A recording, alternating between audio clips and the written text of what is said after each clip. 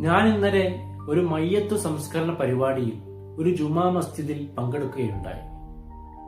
മയ്യത്ത് നമസ്കാരം കഴിഞ്ഞ് മയ്യത്ത് മറവാടാൻ ഖബർസ്ഥാനിലേക്ക് കൊണ്ടുപോയി.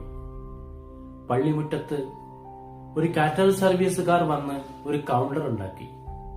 അവിടെ പഴങ്ങളും പായസങ്ങളും വിതരണം ചെയ്യാൻ തുടങ്ങി.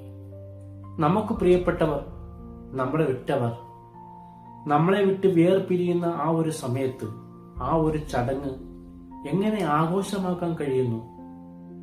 നാം എല്ലാം അതിജീവിച്ച് ജീവിതം ആഘോഷമാക്കി ദുഃഖവും കണ്ണുനീരുമൊക്കെ നാം മറന്നുപോയിരിക്കുന്നു. നമ്മുടെ ഉസ്താദന്മാരുടെയും മതപണ്ഡിതന്മാരുടെയും നേതൃത്വം പണക്കാരുടെ മരണച്ചടങ്ങുകളിൽ കാണുമ്പോൾ പല സാധാരണക്കാരുടെയും പണമില്ലാത്തവന്റെയും മരണച്ചടങ്ങുകളിൽ ഇവരെ സാന്നിധ്യമില്ല എന്നുള്ളതും ശ്രദ്ധേയമാണ്. 4 കാര്യങ്ങളാണ് ഇസ്ലാം ഒരു മരണാനന്തര ചടങ്ങുകളിൽ സമൂഹത്തിന്റെ മേൽ ബാധ്യതയായി നൽകിയിട്ടുള്ളത്. അതിലൊന്ന് മരണപ്പെട്ട ജനാസ കുളിപ്പിക്കലാണ്.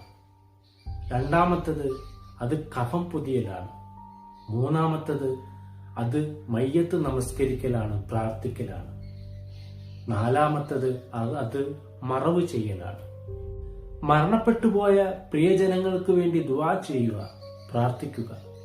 അതിന്റെ അപ്പുറമുള്ള എല്ലാ മരണാനന്തര പരിപാടികളും അവനവന്റെ പണക്കൊഴുപ്പിന്റെ പ്രകസനം മാത്രമാണ് എന്നുള്ളതാണ് സത്യം.